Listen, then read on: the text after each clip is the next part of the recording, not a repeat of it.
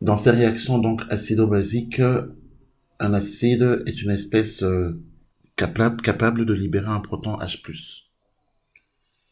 Une base est une espèce capable de capter un proton H+. Il existe des couples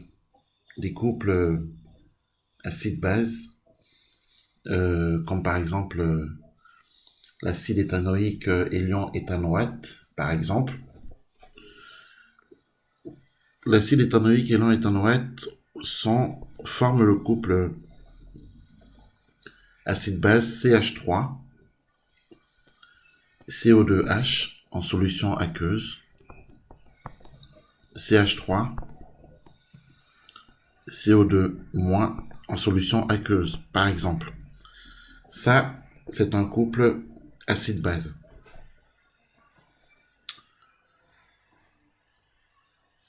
Et comme on l'a dit, un acide est une espèce chimique qui cède un proton que capte sa base conjuguée.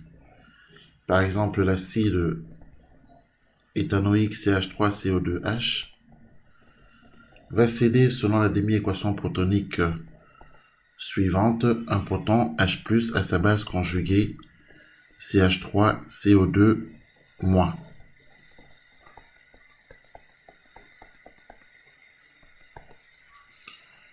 Voilà. De façon générale, toute réaction acido-basique nécessite deux couples. Deux couples acide-base. Donc, on aura par exemple le couple A1-B1 qui va réagir avec le couple et on aura un deuxième couple A2-B2.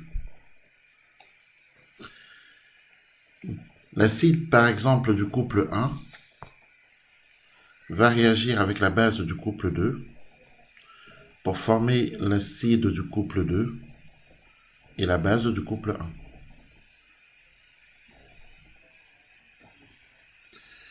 Et cette réaction est un transfert de protons entre l'acide du premier couple et la base de l'autre couple. Par exemple, la réaction entre l'acide éthanoïque et l'eau met en jeu les couples suivants. Alors, pour l'acide éthanoïque, on a bien sûr le couple qui est ici. D'accord. Et pour l'eau, le couple qui est mis en jeu, c'est le couple H3O+, en solution aqueuse H2O.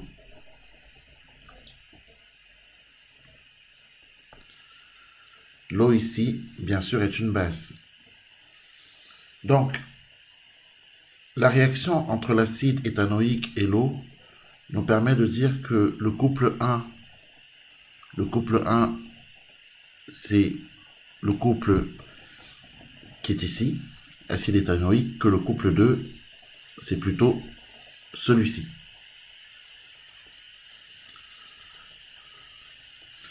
Donc, il faut en fait écrire les demi-équations protoniques pour chaque couple pour pouvoir écrire l'équation de la réaction. Par exemple, pour le couple 1, la demi-équation protonique, on l'a dit, la voici. On va la reporter ici.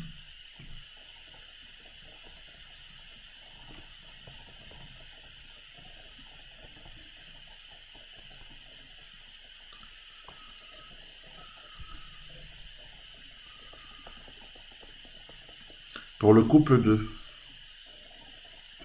2, étant donné que l'acide éthanoïque entre en réaction avec l'eau, une base est une espèce capable de capter un proton H+. Donc ici, on aura H2O, qui est une base, qui va capter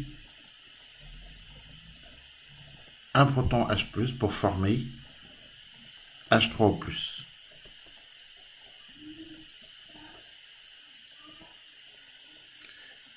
les ions H3O+, sont les ions oxonium, évidemment. Et justement, l'équation de la réaction sera la suivante.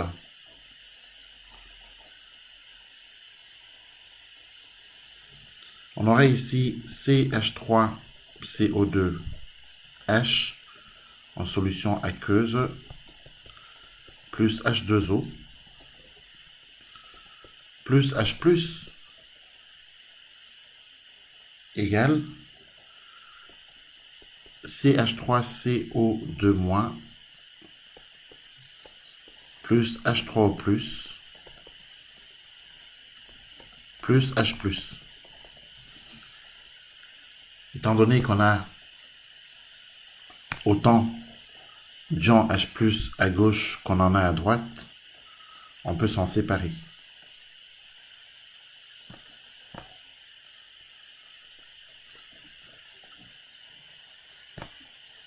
Lorsque la réaction n'est pas totale, donc lorsqu'on a ce symbole, ce qui signifie que la réaction n'est pas totale, hein, donc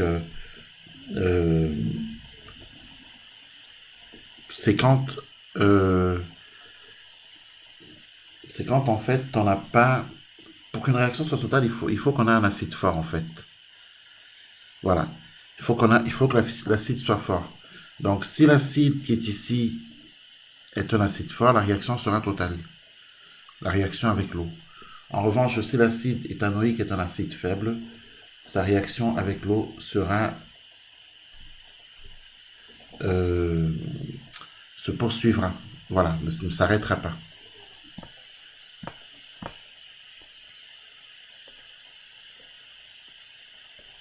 Oui. L'acide éthanoïque est un acide faible. Donc en tant qu'acide faible, sa réaction avec l'eau n'est pas totale. Donc on aura une réaction qui ne s'arrête pas. D'où ce symbole. Voilà. En revanche, la réaction d'un acide fort, enfin du moins, lorsqu'un acide est fort, sa réaction avec l'eau est totale. Et à ce moment-là, l'acide, puisqu'il est fort, ben, il est totalement dissocié. Alors que pour l'acide éthanoïque, par exemple, ici, que nous avons qui est un acide faible, sa réaction avec l'eau, puisqu'elle n'est pas totale, elle conduit à un équilibre. Elle conduit à un état d'équilibre. C'est pour ça qu'on a marqué les deux flèches. D'accord? Ce qui caractérise l'état d'équilibre.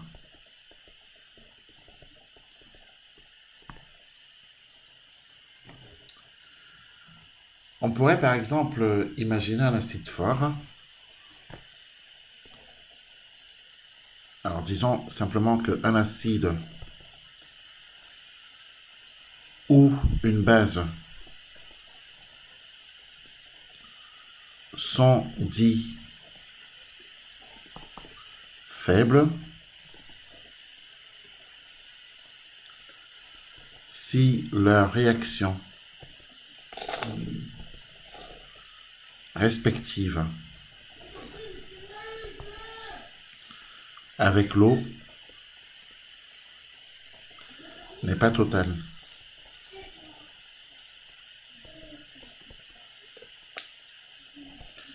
Mais conduit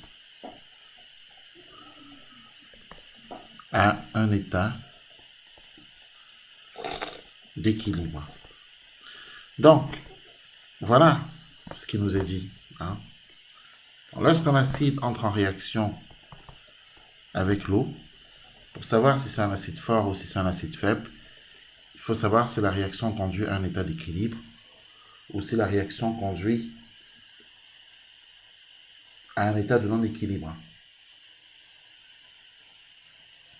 Autrement dit, si la réaction, si l'acide fort, l'acide en tout cas, est totalement dissocié, ce qui permettrait de dire qu'il s'agit d'un acide fort.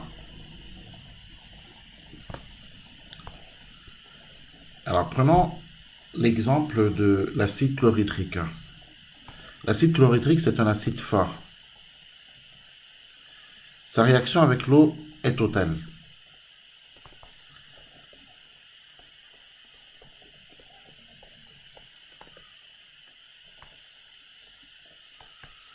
Je rappelle que l'acide chlorhydrique a pour formule HCl.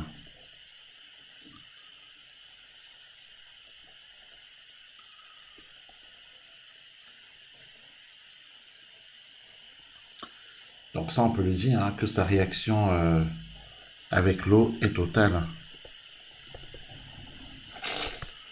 De façon générale, la réaction d'un acide fort avec l'eau est une réaction totale.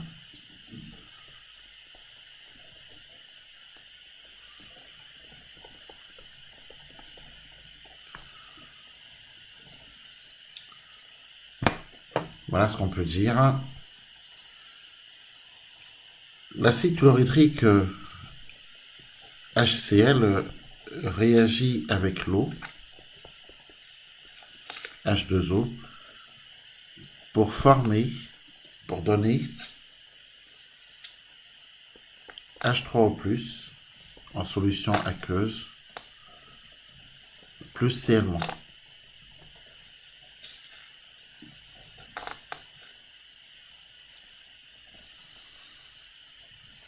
Rappelons que deux couples entrent en jeu. Deux couples entrent en jeu, c'est le couple HCl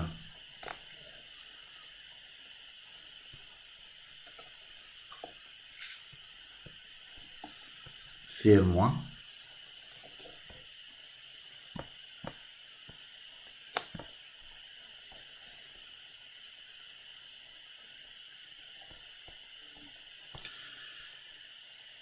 et le couple H3O plus H2O.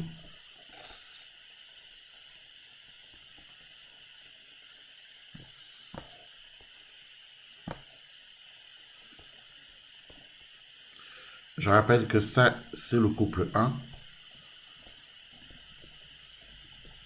Et ça, c'est le couple 2.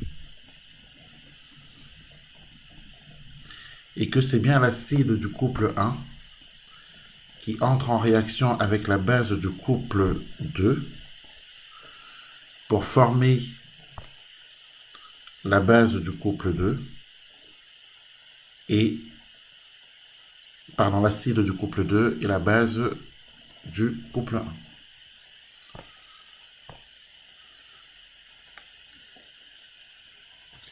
Lorsque la réaction est totale, puisque cet acide est un acide fort, il est complètement consommé.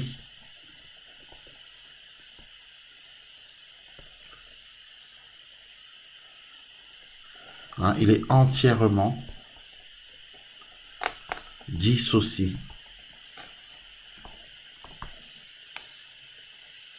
Ce qui veut dire qu'il n'existe plus en solution aqueuse. Donc, ce qui signifie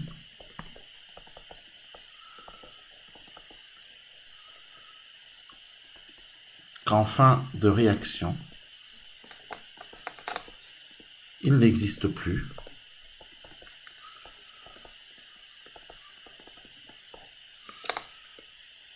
en solution aqueuse.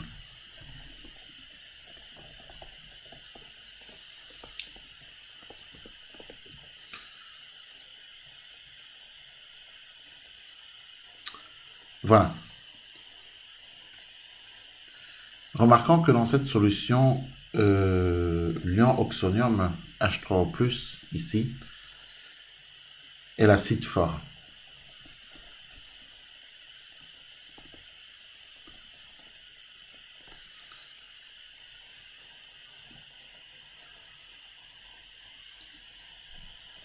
Alors, une base forte, c'est pareil. Une base est forte si sa réaction avec l'eau est totale. Bon, déjà, on peut écrire pour un acide fort ce qu'on avait dit. On peut résumer donc qu'un acide fort est un acide dont la réaction avec l'eau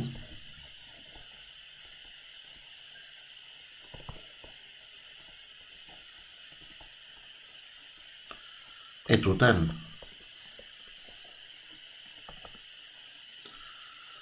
À ce moment-là, on peut dire que l'acide est totalement dissocié. Donc on dit que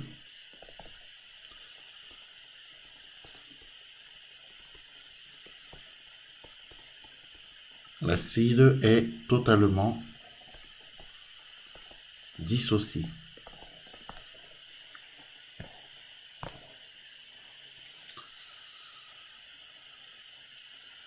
De même, il faut penser qu'une base forte est une base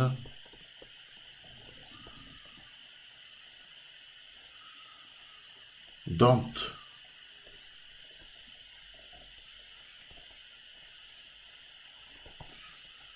la réaction avec l'eau est totale.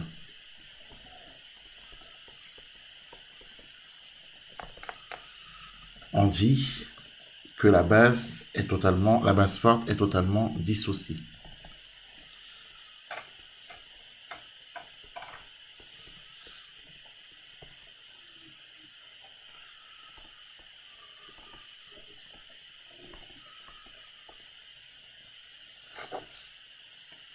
Alors, exemple.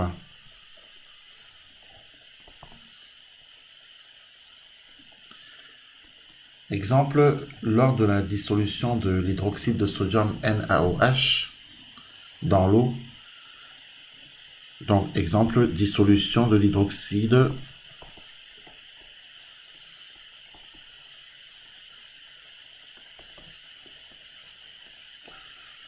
de sodium de formule NaOH. C'est un solide. Donc, sa dissolution, bien sûr, dans l'eau. Eh bien, ça va donner quoi? Ça va donner que NaOH solide va se dissoudre dans l'eau pour former de l'eau des ions Na+, sodium, et des ions hydroxyde HO-.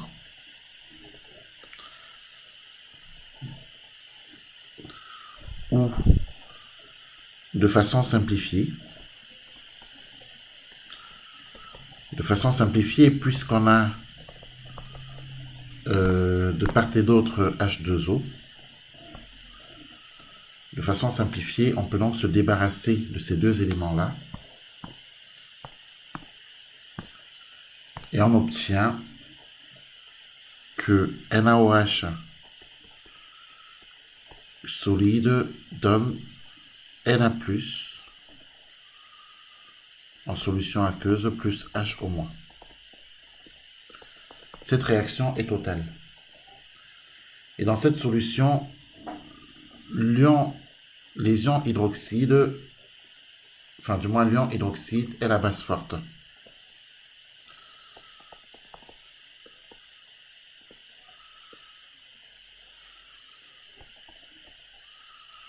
Dans cette solution,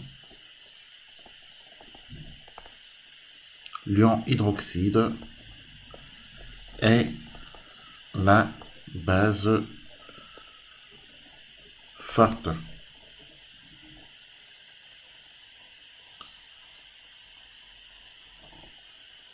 Voilà. Autre point important, c'est la réaction entre une solution aqueuse d'acide fort et une solution aqueuse de base forte. À ce moment-là, il y a transfert d'un proton des ions H3O+, vers les ions HO-. Alors, prenons l'exemple suivant.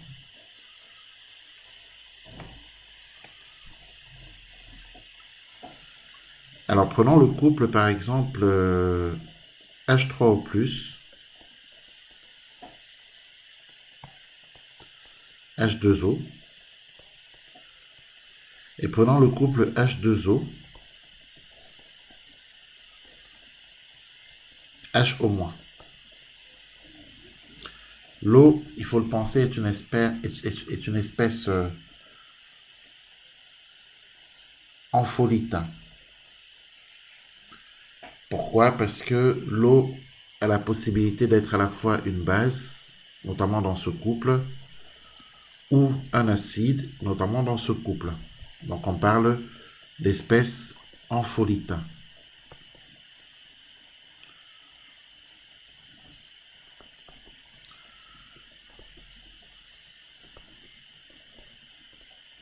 Voilà. Donc, lors de la réaction entre une solution aqueuse d'acide fort et une solution aqueuse de base forte, il y a transfert d'un proton des ions H3O+, vers les ions HO-. Alors, si on écrit, puisque ici on a le couple 1, et ici on a le couple 2, si on écrit les demi-équations protoniques, notamment la demi-équation protonique issue du couple 1, il y a bien un transfert d'un proton H+.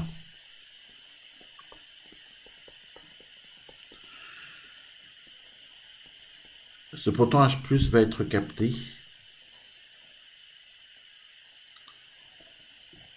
par HO-, selon la demi-équation protonique suivante, pour former H2O. Et puisque il s'agit de la réaction entre deux solutions aqueuses, donc l'une est une solution aqueuse de l'acide fort et l'autre une solution aqueuse de base forte, la réaction sera évidemment totale. Alors ça on va l'écrire ici, réaction entre une solution aqueuse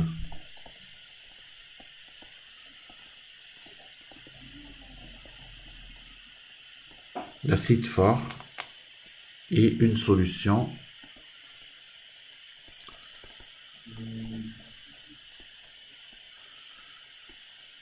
aqueuse de base forte.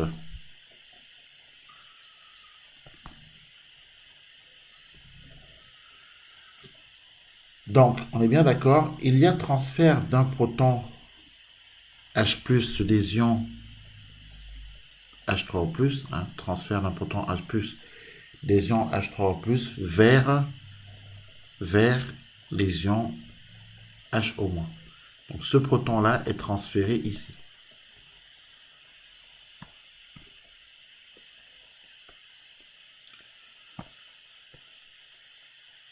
L'équation de la réaction, puisque la réaction est totale, c'est donc H3O+, plus HO-,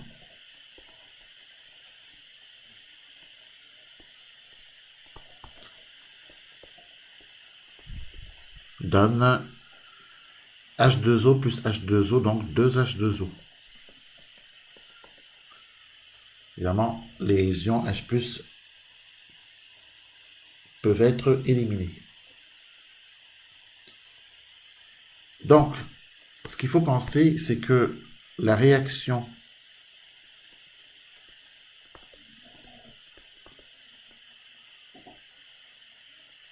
entre une solution aqueuse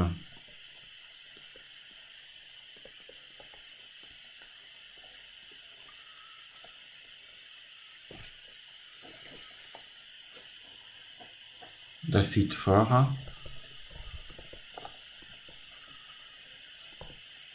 et une solution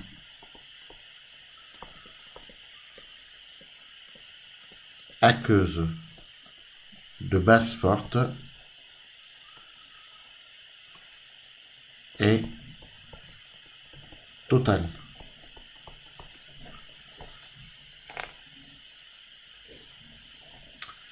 Cette réaction est très exothermique. Il y a un dégagement important de chaleur.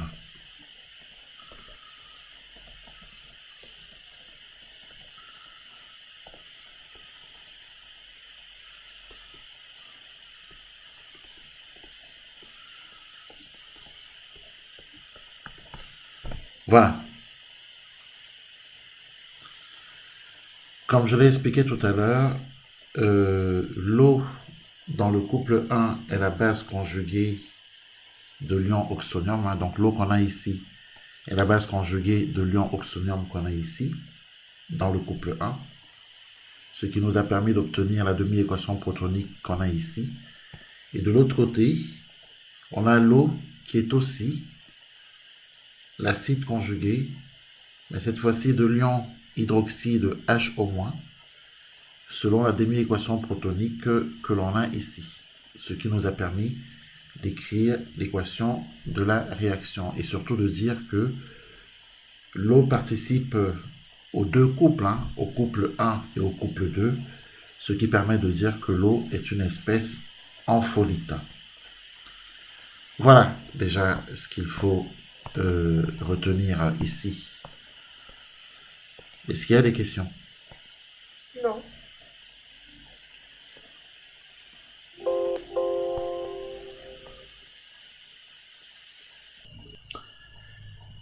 Alors on a un exercice type. L'acide malique de formule brute C3H5O3CO2H réagit avec l'eau selon une réaction acido-basique non totale. Première question, écrire le couple acido-basique auquel appartient l'acide malique. Quel est le couple acido-basique de l'eau qui intervient lors de la réaction envisagée?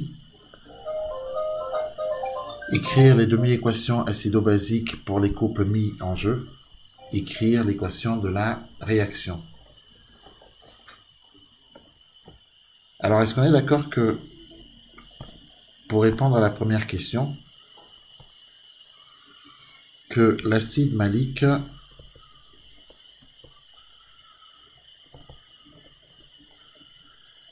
est l'acide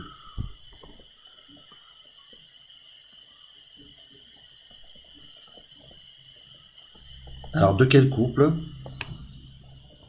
Le couple C3H5O3CO2H Oui, et C3H5O3CO2-. très bien.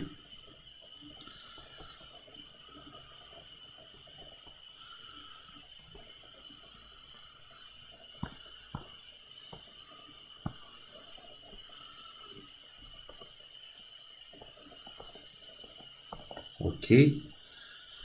Alors, petit b, quel est le couple acido-basique de l'eau qui intervient lors de la réaction envisagée? Alors, C'est le couple H3O plus H2O. tout à fait. Parce que pour réagir avec l'eau, l'acide malique, pour réagir avec l'eau, l'eau ne peut intervenir qu'en tant que base. Puisqu'on a un acide ne peut réagir qu'avec une base. Un acide ne peut pas réagir avec un acide. Donc, on pourrait écrire que pour réagir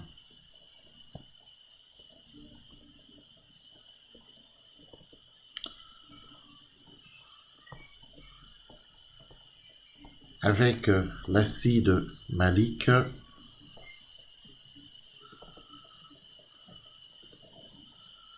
l'eau intervient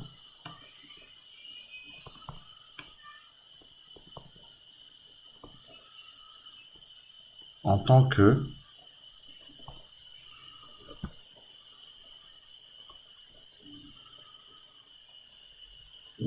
j'avais dit que l'eau intervient en tant que base.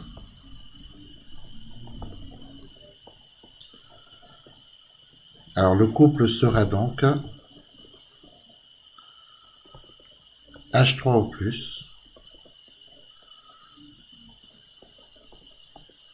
H2O.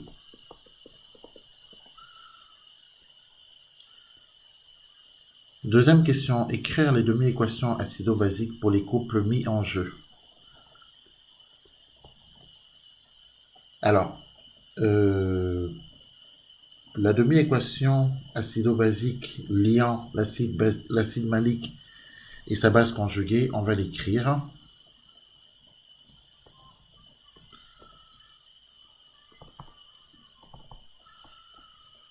C'est une demi-équation protonique, hein, bien entendu.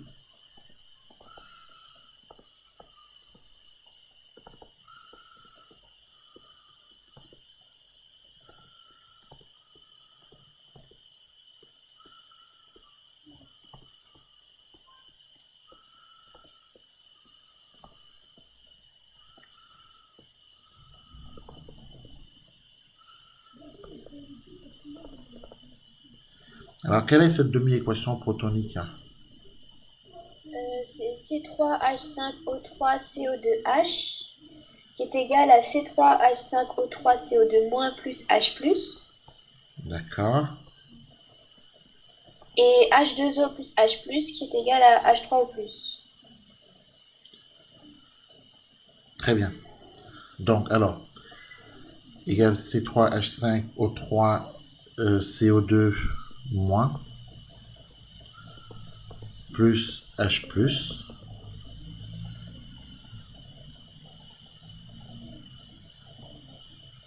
La demi-équation liant l'eau et les ions oxonium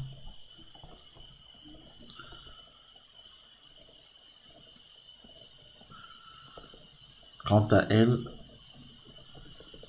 eh bien, ça va être H plus H2O égale H3O plus. OK? Oui.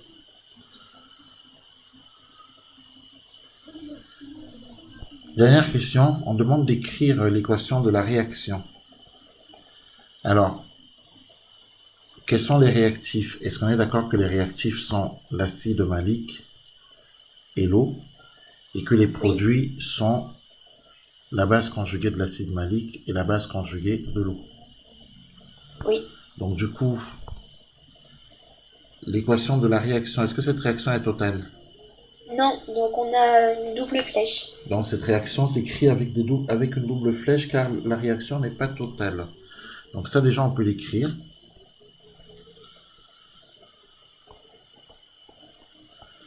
La réaction s'écrit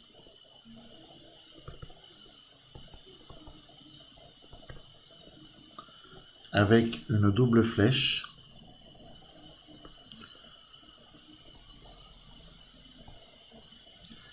Car elle n'est pas totale.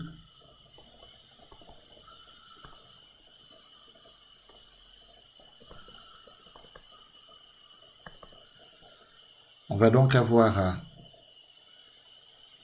Alors c'est quoi la réaction? C'est C3H5O3CO2H plus H2O avec la double flèche. C3H5O3CO2- plus H3O+. Très bien.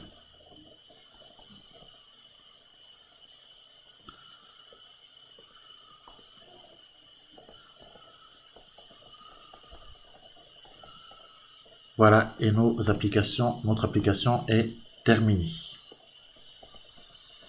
Ce qu'il faut qu'on retienne, c'est que pour écrire l'équation d'une réaction acido-basique, il faut premièrement identifier les couples acide-base mis en jeu. Deuxièmement, écrire les équations acido-basiques entre chaque acide et sa base conjuguée. Troisièmement, repérer dans l'une des demi-équations l'acide qui va réagir, puis dans l'autre demi-équation la base qui va réagir. Et pour savoir l'acide qui va réagir et la base qui va réagir, dans l'énoncé, il faut bien lire l'énoncé. Parce que dans l'énoncé est indiqué l'acide qui va réagir. Ensuite, il faut placer les réactifs à gauche du signe égal pour chaque demi-équation. Après, il faut faire la somme des demi-équations et simplifier les espèces communes aux deux membres. Par exemple, on retire des deux côtés, dans les deux membres, on retire H plus 1. Les protons transférés ne doivent pas apparaître dans l'équation de la réaction. C'est pour ça d'ailleurs qu'on les retire. Et puis, ne pas oublier d'écrire une double flèche lorsque la réaction n'est pas totale. Et quand elle est totale, écrire une seule flèche. Voilà ce qu'il faut retenir ici dans ce qui est de l'écriture de l'équation d'une réaction acido-basique.